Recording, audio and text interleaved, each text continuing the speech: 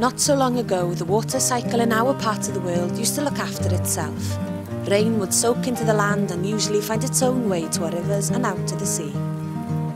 Then we started to change how we live. People moved to towns and cities.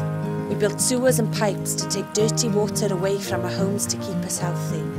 But we also built over the green areas with roads, pavements, driveways and buildings. More and more rainwater now runs straight into our sewers. Every drop needs to be pumped and cleaned, which costs lots of money and uses lots of energy. And now the climate is changing.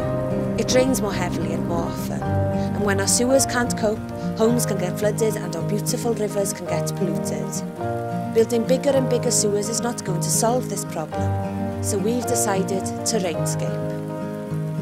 We're rainscaping communities in lots of different ways.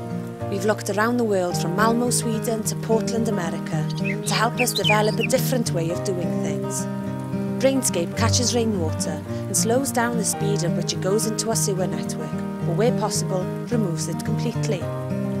We're separating our sewers by putting in new curbs and pipes so rainwater from roads can be taken away separately from the wastewater that comes from inside your home. We're creating shallow basins filled with plants which catch and clean the water that runs from the roofs and roads before it soaks into the ground or slowly making its way into our sewers.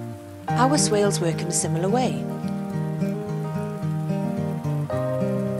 While porous paving has lots of tiny holes which allow water to pass through and soak into the ground. And we can even add long strips of grass channels to some streets to help absorb rainwater. And on top of all this, in some places we create underground storage boxes which hold water during heavy showers before soaking away gently. So, we're doing lots to reduce flooding and create greener communities, but there's lots you can do to help too.